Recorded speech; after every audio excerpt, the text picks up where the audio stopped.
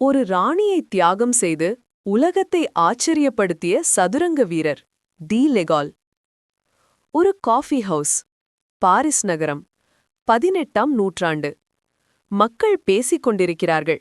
சிலர் சதுரங்கம் விளையாடிக் கொண்டிருக்கிறார்கள்.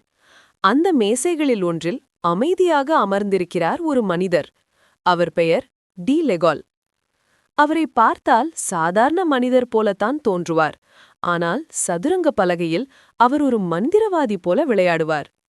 அந்த காலத்தில் சதுரங்கம் பெரிய அரங்குகளில் விளையாடப்படவில்லை. காஃபி ஹவுஸ்கள்தான் வீரர்களின் உலகம். அங்கேயே டி லெகால் பலரையும் தோற்கடித்து புகழ் பெற்றார். ஒருநாள் அவர் ஒரு போட்டியில் விளையாடிக் கொண்டிருந்தார். சுற்றிலும் மக்கள் நின்று பார்த்து கொண்டிருந்தார்கள். விளையாட்டு நடுவில் ஒரு ஆச்சரியமான சம்பவம் நடந்தது. டி லெகால் தன்னுடைய மிகவும் சக்தி வாய்ந்த ராணியை எதிரி எடுத்துக்கொள்ள அனுமதித்தார். அங்கே இருந்தவர்கள் அதிர்ச்சியடைந்தார்கள். இவர் தவறு செய்துவிட்டாரா என்று சிலர் பேசிக்கொண்டனர். ஆனால் டி லெகால் அமைதியாக இருந்தார். சில நகர்வுகள் கழித்து திடீரென்று எதிரியின் கிங் தப்பிக்க முடியாத நிலைக்கு வந்துவிட்டது. ஒரு நைட், ஒரு பிஷப், அந்த 2 காய்களே போதும். செக்மேட். அங்கே இருந்தவர்கள் எல்லோரும் ஆச்சரியத்தில் நின்றுவிட்டார்கள்.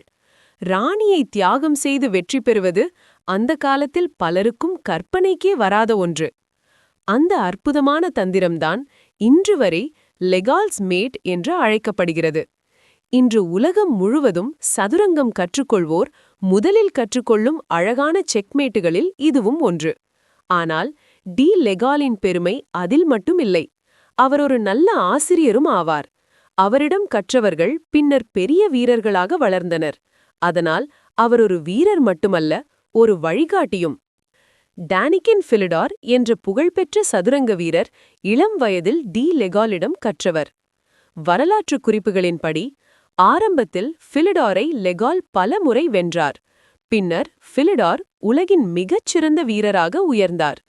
இதனால் டி லெகால் ஒரு வீரர் மட்டுமல்ல, ஒரு சிறந்த பயிற்சியாளர் என்றும் நினைவில் இருக்கிறார். டி லெகாலின் கதையிலிருந்து நாம் என்ன கற்கலாம்? சில நேரங்களில் வெற்றி பெற சக்தி மட்டும் போதாது. புதுமையான சிந்தனை வேண்டும், தைரியம் வேண்டும், சரியான நேரத்தில் சரியான முடிவு வேண்டும். ஒரு சிறிய தந்திரம், ஒரு சிறிய யோசனை வரலாற்றில் என்றும் நினைவில் நிற்க வைக்கும். இன்று பலர் டி லெகாலின் பெயரை நினைவில் வைத்திருப்பது அவர் சிறந்த வீரரானதால் அல்ல, அவர் ஒரு அழகான யோசனையை உலகுக்கு காட்டியதால். நண்பர்களே, இந்த கதை உங்களுக்கு பிடித்திருந்தால் உங்கள் நண்பர்களுடன் பகிரவும். சதுரங்கம் மற்றும் சுவாரஸ்யமான வரலாற்று பற்றிய கதைகளுக்கு நமது சேனலை சப்ஸ்கிரைப் செய்ய மறக்காதீர்கள். நன்றி.